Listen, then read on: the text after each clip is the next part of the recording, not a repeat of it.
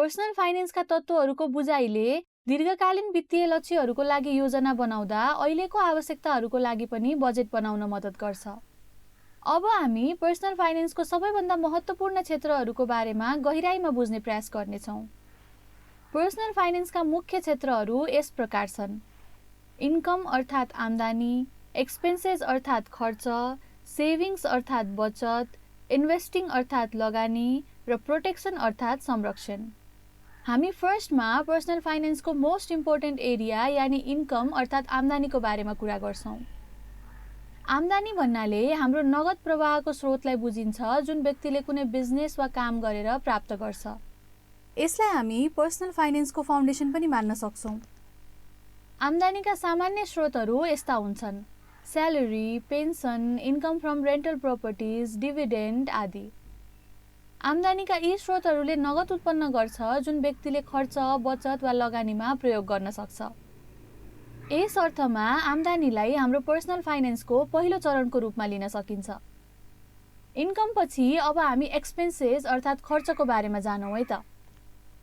Expenses वा खर्च भन्नाले हामीले कुनै पनि सेवा वा वस्तु खरिद गर्दा लाग्ने लागतलाई बुझिन्छ।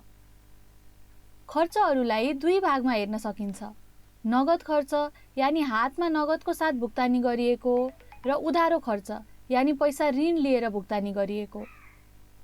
अधिकांश मानिसको आम्दानी खर्चमा विनियोजन गरिएको हुन्छ। हाम्रो सामान्य खर्चहरू चाहिँ यस्ता हुन सक्छन्: rent, repaying loan, tax, food, entertainment आदि। यी सबै खर्चहरूले बचत र लगानीको लागि व्यक्तिसँग उपलब्ध पैसाको मात्रा घटाउँछ। आम्दानी भन्दा खर्च बढी भएमा व्यक्तिमा घाटा हुन्छ। खर्चलाई व्यवस्थापन गर्नु आम्दानी गर्नु जत्तिकै महत्त्वपूर्ण हुन्छ। सामान्यतया मानिसहरूले आफ्नो आम्दानी भन्दा आफ्नो खर्चहरू बढी नियन्त्रणमा राख्छन्। एक्सपेन्सेस पछि अब हामी सेभिङ्सको बारेमा कुरा गरौँ है त। सेभिङ्स भन्नाले हामीले आफ्नो आम्दानीबाट खर्च कटाएर बाँकी रहेको पैसालाई भनिन्छ।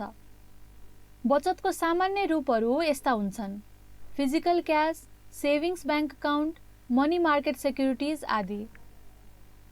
हामीले जीवनमा सेभिङ्स त गर्नुपर्छ, बट हामीले आफ्नो पैसालाई बचत मात्र नभई लगानी नै गर्नुपर्छ, नत्र भने इन्फ्लेसनले गरेर हामीले आफ्नो पैसाको भ्यालु लुज गर्न सक्छौँ। सो अब पर्सनल फाइनेन्सको अर्को इम्पोर्टेन्ट एरिया भनेको इन्भेस्टिङ अर्थात् लगानी हो। इन्भेस्टिङ भनेको कुनै पनि सम्पत्तिको खरिदसँग सम्बन्धित छ जुन प्रतिफल कमाउने आशाले गरिन्छ। लगानीमा जोखिम त हुन्छ, तर त्यससँगै त्यसमा हाई रिटर्न कमाउने क्यापेसिटी पनि हुन्छ। लगानीका लागि यस्ता विकल्पहरू हुन सक्छन्: stocks, bonds, mutual funds, real estates, commodities आदि। इन्भेस्टमेन्ट हाम्रो पर्सनल फाइनेन्सको सबैभन्दा जटिल क्षेत्र हो र मानिसहरूले सबैभन्दा बढी व्यावसायिक सल्लाह प्राप्त गर्ने क्षेत्रहरूमध्ये एक हो। विभिन्न लगानीहरू बीच जोखिम र प्रतिफलमा ठूलो भिन्नताहरू छन्। त्यसैले धेरैजसो मानिसहरू आफ्नो वित्तीय योजनाको यस क्षेत्रमा मद्दत खोज्ने गर्छन्। अब पर्सनल फाइनेन्सको अर्को इम्पोर्टेन्ट एरिया प्रोटेक्सन अर्थात् संरक्षणको बारेमा कुरा गरौँ है त। व्यक्तिगत संरक्षणले अप्रत्याशित र प्रतिकूल घटनाबाट बच्न प्रयोग गर्न सकिने विभिन्न प्रोडक्ट्सलाई जनाउँछ। सामान्य संरक्षणको लागि प्रयोग गरिने प्रोडक्ट्स यस्ता हुन्छन्: लाइफ इन्स्योरेन्स, हेल्थ इन्स्योरेन्स आदि। यो पर्सनल फाइनेन्सको अर्को क्षेत्र हो जहाँ मानिसहरू सामान्यतया व्यावसायिक सल्लाह खोज्छन् र जुन धेरै जटिल हुन सक्छ। व्यक्तिको बिमा र सम्पत्ति योजनाहरूको आवश्यकताको ठिकसँग मूल्याङ्कन गर्न हामीले एकदमै राम्रोसँग विश्लेषण गर्नुपर्छ। हामीले पर्सनल फाइनेन्सको एरियाजहरूको बारेमा त जान्यौँ। अब हामी पर्सनल फाइनेन्सको फन्डामेन्टल प्रिन्सिपल यानि आधारभूत सिद्धान्तहरूको बारेमा कुराहरू बुझौँ है त। यी सिद्धान्तहरूले हामीलाई लाइफमा आफ्नो पर्सनल फाइनेन्स म्यानेज गर्न धेरै मद्दत पुर्याउँछ। पर्सनल फाइनेन्सका सिद्धान्तहरू यस प्रकार रहेका छन्। पहिलो छ know your take home pay अर्थात् आफ्नो भुक्तानी जान्नुहोस्। तपाईले क्रेडिट कार्ड ऋण, कार ऋण वा धितो जस्ता महत्त्वपूर्ण खर्चहरू प्रतिबद्ध गर्नु अघि आफ्नो आम्दानीबारे सचेत रहनुपर्छ। त्यसैगरी अर्को छ पे योर सेल्फ फर्स्ट अर्थात् पहिले आफैलाई तिर्नुहोस्। तपाईले आफ्नो खर्चहरू भुक्तान गर्नु अघि इमर्जेन्सी र दीर्घकालीन लक्ष्यहरूको लागि केही पैसा जुटाउनु पर्छ। त्यसपछि अर्को छ स्टार्ट सेभिङ नाउ, अर्थात् अहिले नै बचत सुरु गर्नुहोस्। हजुर जवान हुँदा नै आफ्नो भविष्यको लागि सेभिङ्स गर्न सुरु गर्नुपर्छ। हजुरले जति लामो समय बचत गर्नुहुन्छ त्यो बचतले त्यति नै बढी ब्याज कमाउँछ। त्यसपछि अर्को छ रिमेम्बर द रुल अफ 72, अर्थात् 72 को नियम सम्झिनुहोस्। हजुरको बचत दोब्बर हुन कति वर्ष लाग्नेछ भनेर हेर्न 72 लाई आफ्नो बचतको ब्याज दरले भाग गर्नुपर्छ। जस्तै अहिले तपाईले सेभिङ्समा 8% इन्ट्रेस्ट पाउनु भइरहेको छ भने 72 लाई 8 ले भाग लाउँदा 9 आउँछ, यानि तपाईको सेभिङ्स डबल हुन 9 वर्ष लाग्छ भन्ने बुझिन्छ। त्यसैगरी अब अर्को छ never borrow money that you can't repay, अर्थात् हजुरले तिर्न नसक्ने उधारो कहिल्यै नलिनुहोस्। हजुरले आफूमा आफ्नो ऋण तिर्न सक्ने क्षमता छ भनेर सुनिश्चित गर्नुपर्दछ। यसले समग्रमा हजुरको क्रेडिट सुधार गर्दै हजुरको ऋण व्यवस्थित गर्न सहयोग गर्छ। त्यसपछि अर्को रहेको छ क्रिएट अ बजेट, अर्थात् बजेट तयार पार्नुहोस्। आम्दानी र खर्चको वार्षिक बजेट तयार पार्नुहोस्। आफ्नो आम्दानीभित्र रहँदा वा बाँच्दा यसलाई एउटा बचत गर्नको लागि बनाइएको रोडम्यापको रूपमा लिनुहोस्। त्यसपछि अर्को छ remember that high returns means high risk, अर्थात् उच्च प्रतिफल उच्च जोखिम हो भनेर सम्झिनुहोस्। लगानीमा उच्च प्रतिफलको अर्थ सामान्यतया हजुरले उच्च जोखिम लिनुपर्ने भन्ने बुझिन्छ। हजुरको लगानीलाई डाइभर्सिफाई गर्नाले हजुरको लगानीको सुरक्षा गर्दै त्यो जोखिमलाई वरिपरि फिजाउन सकिन्छ।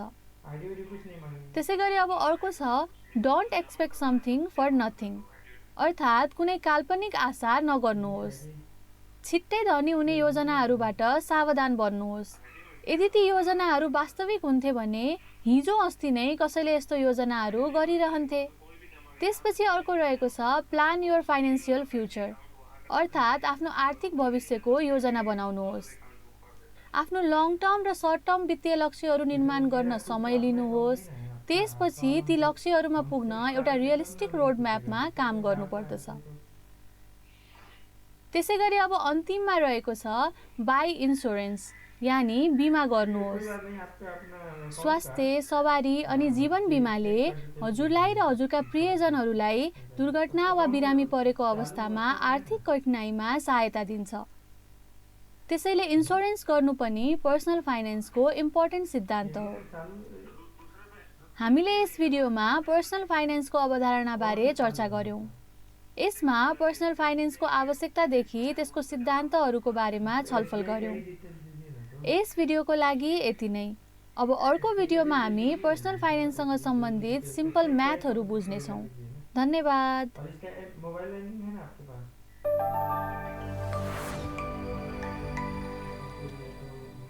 बोलेंगे कि इसमें ट्रांसफर करना है तो पैसा ट्रांसफर कर दीजिए। ठीक है, ठीक, हम जाके अभी हम आधा एक घंटा में जाके रॉकफॉल में डाल दे रहे हैं। आप बस चेक का अपने पे का चेक का डिटेल्स बता दीजिए। ठीक है।